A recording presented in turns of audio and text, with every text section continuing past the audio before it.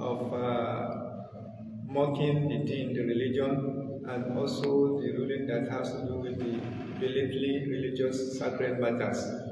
And today, the next topic under it, which is the first subsection, is the one that has to do with Al-Hukmu Bighairi Ma Anzalallah, ruling or taking decision or judgment by other than what Allah subhanahu wa ta'ala has revealed. This is another important aspect of our deen, and it is another area that can take somebody out of Islam completely. Allah subhanahu wa ta'ala, there's no doubt about it that He is the sole creator of the universe and is capable and able. Not only that, He has every quality of creation and making law. Allah says in Surah Al-Araf, Allah says, Allah lahul khalqu wa lahul amr. Allah says, to Him belong the right to create. Apart from Allah, nobody has the right to create. And the law that the creation of Allah will follow, Allah says, the right belongs to Him. So when people compete with Allah in making law, or when they are trying to follow the law, or they want to create man-made law other than the law of Allah, then in Quran terminology, those such people, or the law or the system they make up, they are described as what? As Tawhid. Like we have just said now, Allah said the right to create belongs to nobody. Everybody apart from Allah is created. Whether we know it or we don't, whether we understand it or we don't, or whether we believe in that or we don't, that is the real, that is the truth. And when Allah is the sole creator, then the right to make law that will suit those creation belongs to Him alone. Allah told Prophet Muhammad at the beginning of Surah Al-Azhar, Allah said, Ya ayyuhan nabiyyu ittaqillaha wa la tuti'il kafirin wal munafiqin inna Allaha kana aliman hakima. So Allah is telling Prophet Muhammad that he should fear Allah. And in what sense? In what regard? By avoiding following the laws or the whims and caprices, by the principles of non-believer and the munafiqun. But today, that is what we prefer. That is what we celebrate. Man-made law. We are happy with it. And when the law of Allah is mentioned to our hearing, we feel displeasure. We dislike it. We are unhappy. We feel uncomfortable. Is that a sign of kufr? Is that a sign of nifaq? Here Allah is telling His messenger, وَلَا تُطِعِ الْكَافِرِينَ وَالْمُنَافِقِينَ إِنَّ اللَّهَ كَانَ. And that is one of the bases why Allah alone is the one that has the right to make law and create. Because Allah is the only one that is what? Alim and Hakim. And that is the basis of somebody who has like right. When we get there, the quality of human law, and when we compare with the quality of Allah's law, one of the quality of man-made law, everywhere on that surface is that it is not permanent. Sometimes people make law, at some other time they say they want to do what? They want to review the law. Sometimes when they make law, they say they want to what? They want to repeal the law. Which means there's no what? It's no more effective. And sometimes it is not because it's not effective, but because of some personal interest, because of social or political interest. And that is obtainable in everywhere on the house of it. But this is the sole administrator, sole creator of the universe everywhere. Is the one that makes law, and His law is uniform, is just, and is not repealable, and is not subjected to any review. Though when Quran was being revealed, because of situation and circumstances, sometimes Allah makes some law for some situation, sometimes He will what? He will revoke it. That is unnecessary also. And when that is done, it is actually for the what? For the benefit of people for whom it has been revealed. Alam ta'lam anna Allah ala kulli shay'in qadir. ما ننسى من آية أو ننسيها نأتي بخير منها. We will go to actually bring something that is better than that. And why? Allah is knowledgeable and Allah is able to do everything. So the basis and the reason why only Allah is deserved and supposed to be the one that makes law is because He is Kana Aliman Hakima. It is one of His laws, it's one of the qualities, one of His characteristics, one of His attributes. Apart from Allah, there's no Hakim, there's no Alim. This is Ismul Mubarak. Nobody has that quality of absolute knowledge. Nobody has quality of absolute wisdom. You are wise to the extent of your own creation. There are some animals that are wiser than human beings in some aspects. Not some aspect. There are some quality human being has, but in some other area, some animals have them better than us. So, but this is Allah. His knowledge is not, and not only that, human being, like we claim, there are some times that we don't even have the knowledge. So there are some times we don't even have sense. Allah said, "Wallahu akhrajakum min butuni ummahatikum la ta'lamuna shay'an." You don't know anything at that time, or do you know anything? And this is same you. Now I have reared you, I have given you life, I have given you experience, I have given you what you need to grow, and now you are grown. You are competing with Allah, your creator. وَجَعَلَ لَكُمْ سَمْعًا وَالْبَصَرَ وَالْأَفْئِدَةَ. What you are supposed to do when Allah gives you those quality, to be grateful to Allah. But yet Allah said, you are hardly grateful to Allah. Instead of you being grateful, you compete with Allah in making law. You compete with Allah in His rights that belongs to Him and Him alone. Alam ta'lam anna Allah ala kulli shay'in qadir. Here Allah is telling Prophet that wala tutil kafirin wal what? So Allah continues. Allah says, wattabi ma yuha ilayka min rabbik inna Allah kana bima ta'maluna khabira. So the only thing you are supposed to follow is the law that comes from your Lord. Is the instruction that comes from your Lord. And when we say law that comes from Allah, it actually affects all aspects of our life, all ramifications of our life. It's not limited to some aspect. There are some of us, when the law is favorable to us, it's good. We believe, we are happy. But sometimes it is not favorable. Sometimes it affects our deficiency. Sometimes it talks about our problem. Sometimes it talks about things that we want or we prefer and Allah doesn't want it. And in such kind of a situation, we are unhappy. Then how does Allah describe those people? Allah says, أَفَتُؤْمِنُونَ بِبَعْضِ الْكِتَابِ وَتَكْفُرُونَ بِبَعْضٍ فَمَا جَزَاءُ مَنْ يَفْعَلُ ذَلِكَ مِنكُمْ. So you mean you want to believe with part of the book and disbelieve? Because that is the meaning. Everything from A to Z comes from Allah. And believing in it is not subjected to any condition, or it's not based on any situation or circumstances. Your belief in it should be absolutely complete. You should believe in it without any condition, and you should meet completely. You should submit to Allah completely, not based on any condition. So when you do that, it means you believe in part of the book and you disbelieve in what? In part. Allah said, those who do that, so you mean you want to believe in something that is favorable to you, and when it's unfavorable, you disbelieve it. Allah said, the reward of such category of people is what? Is hellfire. Is disgrace in this world and in the hereafter. Allah said they will experience disgraceful punishment here in this world, and that is not the truth. You see, today people prefer man-made law. They prefer law that has made by human being. But the end of the matter is that, look at our situation in this country today. Are you telling me there's no law? And wallahi, the reason why the problem continues to happen is because we don't go to the law of Allah. Anytime, anywhere, people abandon or reject the Allah's law, the result is always like that. The only solution to our problem is to go back to Allah's law. And this is the meaning of Islam. This is the meaning of what? Iman. Islam means submission to the will of Allah. And the will of Allah, the instruction of Allah, is not limited to masjid. It's not limited to the month of Ramadan. It's not limited to what? To Hajj. There are some people, they say they are Muslim, but their Islam is what? Is confined to the masjid. Their Islam is only during the month of Ramadan. Their Islam is when they go to Hajj. But outside those things that have to do with their social interaction, things that have to do with their business interaction, things that have to do with their work, with their differences or problems among the other people they interact with, they are not, they want the law of Allah.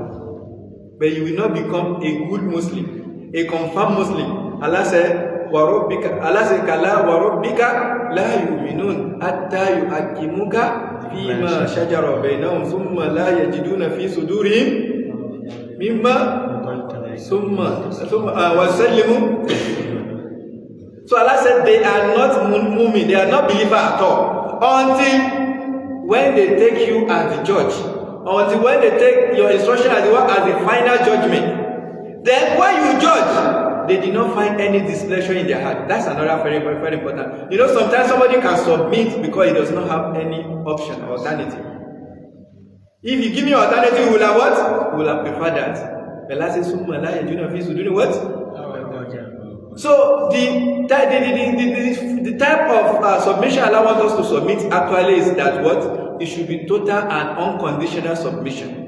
Whether it is favorable or unfavorable. When they say you have done this, even if it is something that is bad, you are a human being is bound to make mistake. Then when the law is unfavorable to you, you submit that I submit to Allah. Then you are a good believer. You are better than somebody who has not committed that law, who has not committed that offense or sin. But if he or she commits such sin, you will not be happy with the law. You are better than the person. Because you have submitted to the law of Allah, and that is the meaning of Islam. And when we talk about the law of Allah, like we have said, it actually involves two aspects of our life. It involves societal or social system, and also involve our personal life. So sometimes we don't have problem with the one that has to do with what, with the one that has to do with our social life. So the area where we have problem is what? Is the law that has to do with our personalities or personal interaction or private issues. Or sometimes to some people, they don't have problem with the laws that has to do with their private matters. The area where they have problem is what? The law that is what? That is societal, the law that is general to the public. Like one of the law of Allah is that somebody commits zina and is married, he should be what?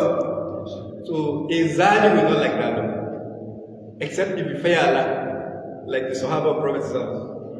And if the law, one of the law of Allah, one of the UDUS is that when you steal, that you should be what? The person should be amputated if the condition is satisfied. A thief will never love that law. When you mention Sharia in their ear, they will hate it. The reason why they hate it is what? Is because, do you want to commit crime?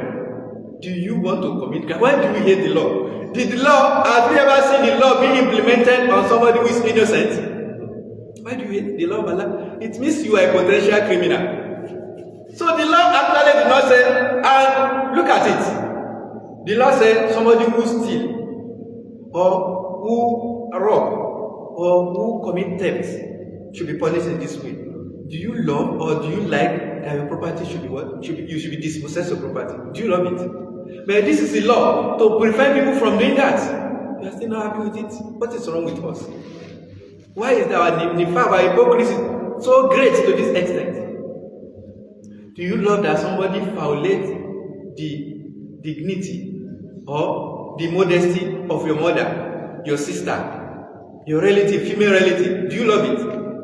You will not like it. But this is a law that will keep people in check. That's just the kind of thing we know happen. You still dislike it.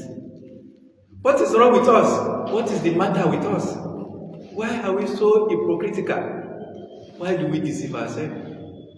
Allah, this is the law of Allah. It is only Allah that have the right to do it. And Allah, like we have said, one of his qualities is that is alim. He has knowledge absolutely. It is one of the fundamental intrinsic characteristics of Allah. His knowledge is not actually based on time, or condition, or something. You see, our knowledge is based on many things. Like we said, when you are born, you don't know anything. When you grow, you started to know something. And even what you know, it is limited. It is that same kind of people that you want to make law. Even our law is time-bound. We don't know what will happen in the future. Many things are hidden from us. But this is Allah. هو الأول والآخر والظاهر والباطن. Everything about him is absolute. Himself, it is unlimited. Between Allah and other things, they have rights to make law, and people will follow. So yet, we prefer system, we prefer law that is driven that of Allah. Allah says, أَلَمْ تَرَ إِلَى الَّذِينَ يَزْعُمُونَ أَنَّهُمْ آمَنُوا بِمَا أُنزِلَ إِلَيْكَ وَمَا أُنزِلَ مِنْ قَبْلِكَ يُرِيدُونَ أَنْ يَتَحَاكَمُوا إِلَى وَقَدْ أُمِرُوا أَنْ يَكْفُرُوا بِهِ. You see, some people that claim that they believe in Allah, they believe in Messenger, they believe in what has been revealed to Prophet Muhammad sallallahu alaihi wasallam and what has been revealed even before him. But they prefer judgment, ruling that is different from that of Allah. This is Tawhid. Tawhid, it is derived from the word Togo. And Togo means to go beyond the limit, to go beyond your right, to go beyond your boundary. Anything that go against Allah or Allah's law or Allah's instruction or anything that different from the way Allah wants us to do something is not good. Shaitan is the help. A law that is different from Allah's law is not good. The system that is different from Allah's system is not good. Those who implement and who enforce such law, they are not good. Because you compete with Allah, your creator who created you. You are originated. You have origin. Some years back, you are not existing. In some years to come, you will not be existing. Why will you be competing with Allah? Why will you be competing with your Creator? And do you know the hypocrisy of mankind? And it is actually satanic deception. Like, look at our society in this country. We claim that our society is a secular state. By secular, they mean religion is separated from what? From the state. There's no religion. But what you are actually saying, what you are saying in the real sense is that you are saying you are separating Allah from His creation. Because the link between mankind and Allah is the religion. We link, we communicate, we relate with Allah through our religion. And it should not be limited to some aspect of our life. It should be all encompassing. It should affect every aspect of our life. Because that's our interconnection. Do you want your child to be connected to you in some aspect and disconnected from you in your aspect, in some aspect? Then why do you not say somebody should be disconnected from his creator in some aspect and be connected in some aspect? That is actually hypocrisy. And the truth is that there is no way we can actually be disconnected from Allah. Like Nigeria's situation, we say it's a secular state, isn't it? But if we want to actually be a real secular state, we are not supposed to mention anything that has to do with the law, Allah at all. But yet we still make some use of the law. How is it secular? If it is real secularism, it should be completely what? Separated from anything religion. But yet, sometimes when we vote and we vote new president, are you a Muslim or Christian? They will give me correct. Even if it is not correct, but this is still religion. So which means our problem is actually what? Hypocrisy. We are trying to avoid something. So everything about us, there is no way we can separate ourselves from our Creator. When we want to read our national anthem, we say, even though they have changed Nigeria national anthem, but before they used to say, the one I know, they say, they say, oh God of creation, oh God of what? Creation. So we are calling on God. When you read national verse, I place the word, you say, so God, so help me God. You are saying God should come and what?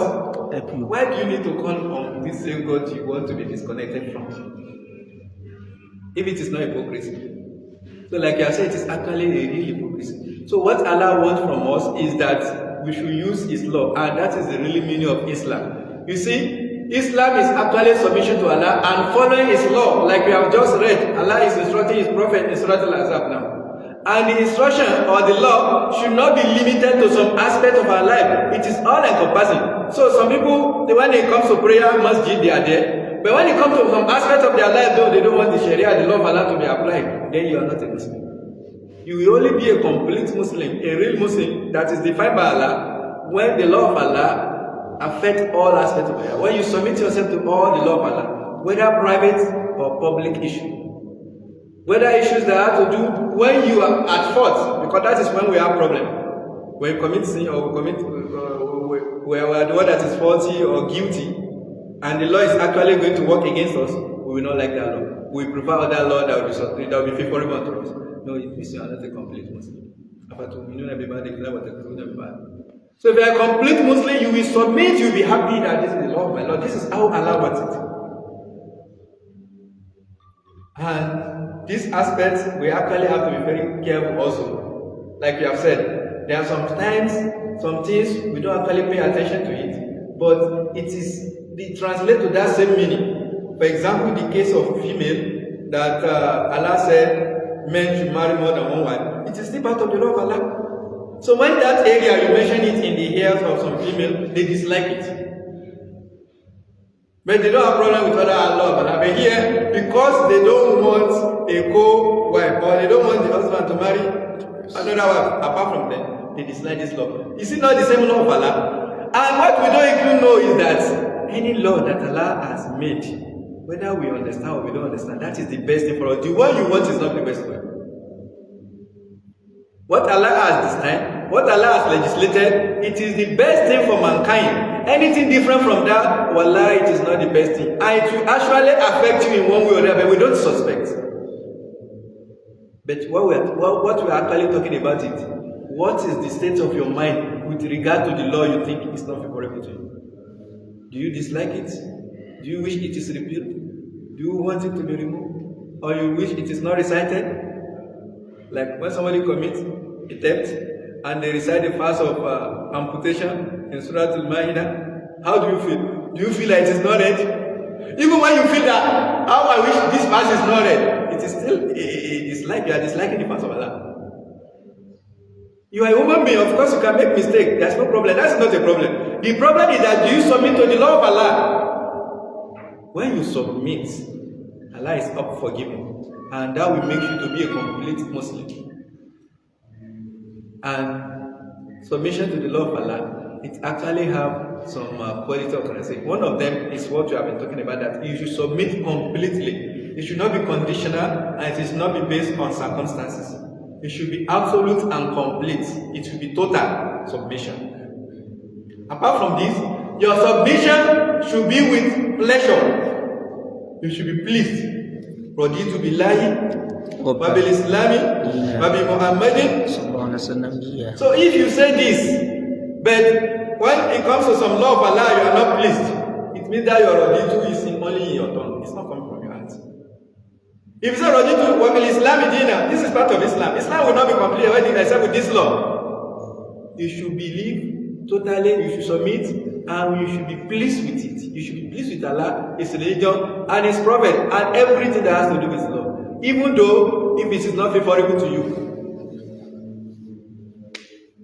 Apart from that, another thing is that we should know that Allah subhanahu wa ta'ala is complete, and one of His name is that He is the word is Alimun, is Hakimun. It is only one that have the right to make law and to be followed. Any law that go against His law should not be followed.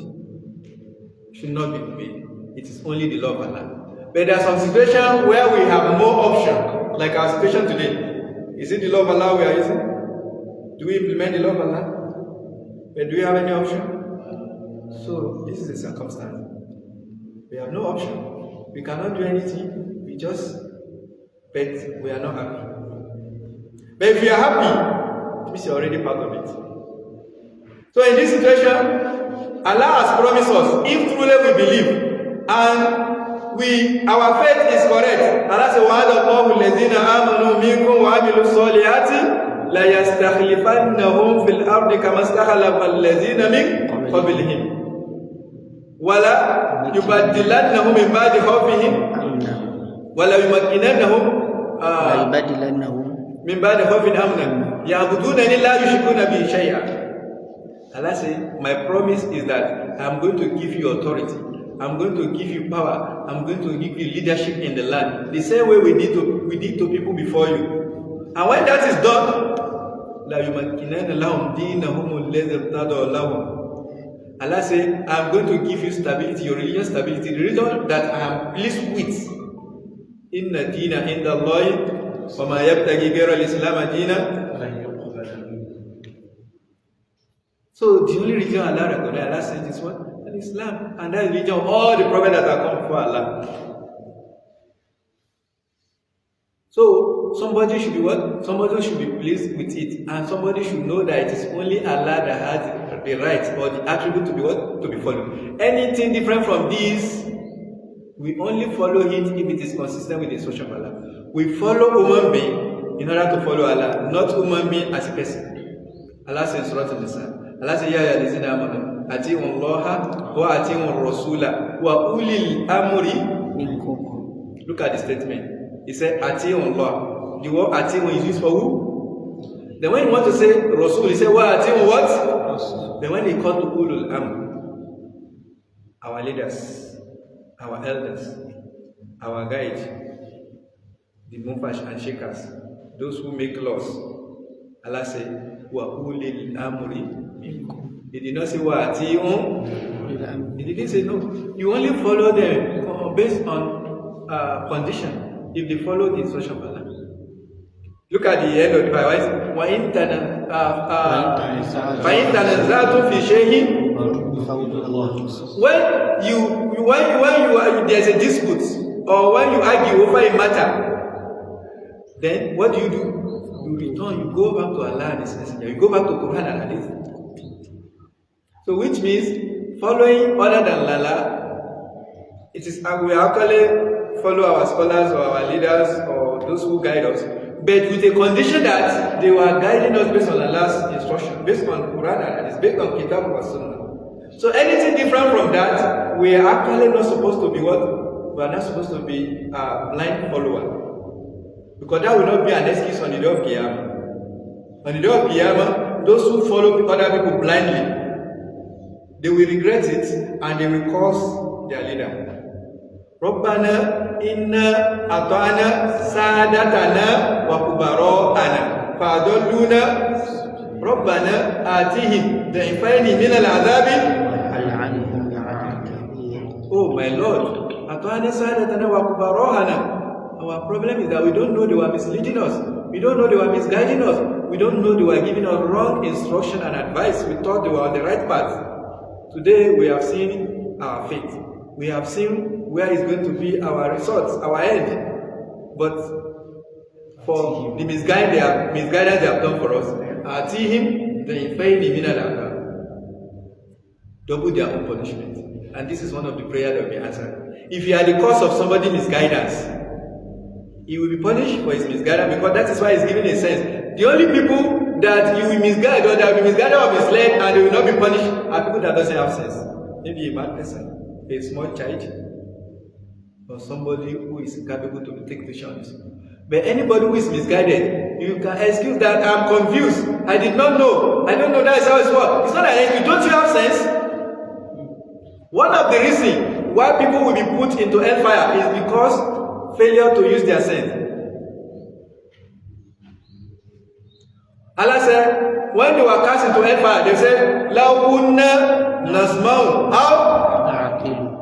And it means we listen and we make use of what? Our sense. So the fact that somebody has misled you is not an excuse for you to be to be spared or not to be punished by Allah. But the thing is that, like, if you are praying that Allah should double their punishment, that prayer will be answered. And that is why it's one of the hadiths of Prophet Muhammad. If you are the reason for somebody's guidance, the person's reward is going to get the reward, and you that you are reason, you also get the reward, and that will not affect the other person's reward. And the same thing will happen if you are the source of misguidance for somebody. He will be punished, of course, and you are going to get the same punishment like him, or the same sin like the person is committing. If you are the one that inspire, sometimes we misguide some people passively. What I mean by passively is that you did not even talk, but the manner in which you behave, you talk. Some people see you as a model, as somebody who is supposed to be followed. Okay, this is how it's done. They started doing it, and you are getting sin on your behalf, and the sin will come to you. And that is why Allah said, "Liyahmilu awzarahum kamilatan yawmal what? وَمِنْ أَوْزَارِ الَّذِينَ يُضِلُّونَهُمْ بِغَيْرِ عِلْمٍ." They will carry all of their own what? All of their own what? Burden of sin. وَمِنْ أَوْزَارِ الَّذِينَ يُضِلُّونَهُمْ بِغَيْرِ عِلْمٍ. You have misled some people, whether actively or passively. You will share from their punishment, from their sin. But Allah is a very dangerous, trend. So may Allah safeguard and protect us. One has to be very careful. One has to understand the law of Allah, and one has to strive in order to understand and implement it. And the basis or the starting point is actually our heart. When you check your heart, how is it when it comes to the law of Allah? Do you wish that you understand it? You love, because somebody who doesn't care about the law of Allah, if for example, we have all come to study a course, we are going to write exam, maybe when the time of exam is announced, so how do you feel in your heart? How much effort do you make in order to understand and pass your exam? But when it comes to the law of Allah, you think it is not important or it is relevant. If you think it is important, you will have given it your effort, energy, the same energy you give to study and understand it. But when we don't do that, that is considered what? Hajr. You have abandoned it. You have forsaken it. On the day of Qiyamah, the messenger will say, Inna qawmi tafazu hadha al-Quran what? They have abandoned.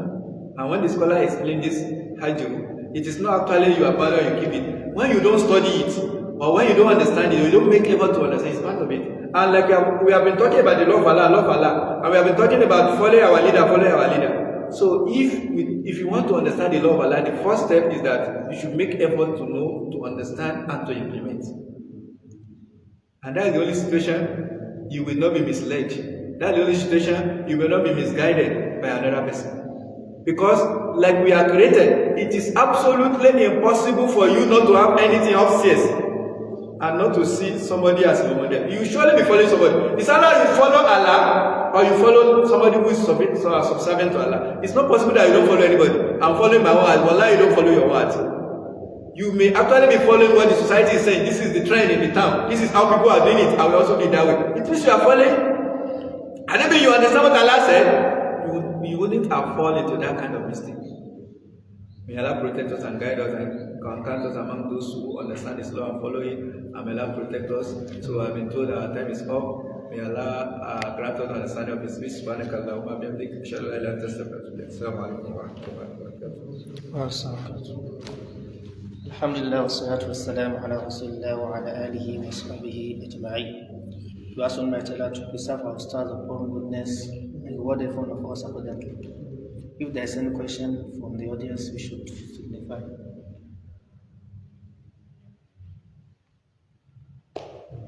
Now.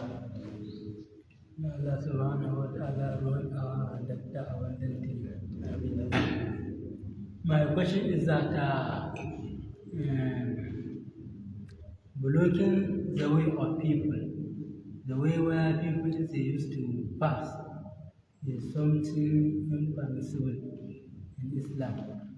So, in a kind of case where the two people they know that this path is mainly responsible for the passing away of people, and they block the way, and they create an interval in between the demarcation of the way, and also to cross over in between the middle of two people. It is something impermissible. So in that kind of case nature, what a person should supposed to do, especially those that are passing away. In between these two, which one is right, or which in between them are not in a correct order of manner? I didn't understand your question. You said there is a path or a road, yes, or a way that people use, yes, regularly to pass, yes, that lead them to their destination, isn't it? yes. But somebody blocked the road. Yes. Is that what you are saying? Two people block. Two people. Yes. Block the road. Way. And when they block the way, and at the time, then they create an interval in between the way. This person stay here, and this another person stay here, and they know that it is the way of people that they used to pass. So in Islam also, to cross over, you as a passer, to cross over in between the middle of people is impermissible also. So what is the solution between that? Despite the fact that they know it is impermissible to block the way or to cause something harm on the way people used to pass, and you decided to just cross over between the interval or the middle. So, what the So are you talking like a case of maybe masjid or gathering where people are gathered? Is that what you are talking? Or you are talking about road? Yes, I am talking about the road. Okay. Maybe what he's trying to explain is that maybe in a road, maybe in the place that we know that this is the only way that people can bring pass through their destination, and two people now block it. Maybe they are doing something, maybe they are discussing something. Can you pass like in their midst between them, in between them, or you can just find. Okay, there are two people on the road, one here, one here. So can you pass between them? Honestly speaking, I'm still confused about the question. But let me answer it the way it appears to me. You see, there are some things that Islam forbids us, like the way you started your question, that it is not permissible to block people's path or to pollute it. So this is actually a great sin. Allah say, Hadith of Prophet Imam Hadith, he said, Al-Imanu bidun wa sabuna shuba, Allah qulu ila wadnaha, matat adan tariq, to avoid throwing something that can pollute the line. Another Hadith Prophet said, he saw somebody moving from one place to another in Jannah. So because he cut a tree that can harm people on the road. So blocking the road or path of people is actually a great sin. And making a path or a road or clearing the road so that people can easily pass or it make life easy for people is a very rewarding act that can even make somebody to go to Jannah. So now also maybe separating two people who are sitting or who are on the road. So it's not advisable, but it is not totally prohibited. And sometimes, like in this case now, like maybe there's no other road except that place, and and it's a public place. If it's a public place, in fact, sometimes you may not even need to ask permission for them. But out of politeness, you may tell them, sorry, I want to pass. But if it is a private road, you actually need to take permission from them. Excuse me, permit me to pass. If they permit you, if they don't permit you, you find alternative way. But if it's a public road, they have no right to do that in the first place. If it is a place where law is effective, they are supposed to be arrested for that. They are supposed to be fined for that. How will you block public road? How will you prevent people from carrying out their daily activities? It is forbidden, it is wrong. So, you are supposed to pass like a public road that I have right to pass, everybody has the right to use. I don't even need to take your permission before I pass. But out of politeness or to avoid some, I may say, sorry, I want to pass. And you have no right to stop me in that case. But if it's a road or path that belongs to somebody and we know that it belongs to you, we actually need to what? Take the person's permission. Otherwise, you don't need to take any permission because it's a public road or public place. Public place belongs to everybody, and nobody should use it in the wrong way. The person that is blocking it or that is interfering with the usage is the one that is committing offense, not the person that is passing. If anybody who is supposed to entertain any fear, is supposed to be him. If anybody who is supposed to be sanctioned or punished is supposed to be such a person. But if it's not public place, then another rule will apply. Have I answered the question? Yes, sir. What about if it is a masjid way? Masjid is a public place. Masjid is for everybody. So the only thing is that you can't block the masjid. And nobody has rights that this is a place I am going to sit and nobody should sit there. The only person that has permanent place in masjid is imam. Like you are sitting here and your ablution is litigated, you go out to perform ablution, I have right to sit there. You don't reserve a place in masjid. You go and sit at the next available place. It doesn't belong to you. It's not your house and it's not your right place. I hope you understand. Masjid belongs to every Muslim, even the person is not from your community. The only person that have rights or place in the masjid is imam. Except in some other situation or condition. Maybe imam said these people should sit here because maybe they are knowledgeable or they have done this. Maybe if there's any condition or situation, so that's a different case. Or maybe there are some like your scholar or your teacher, something like that. Out of respect, you may leave your teacher.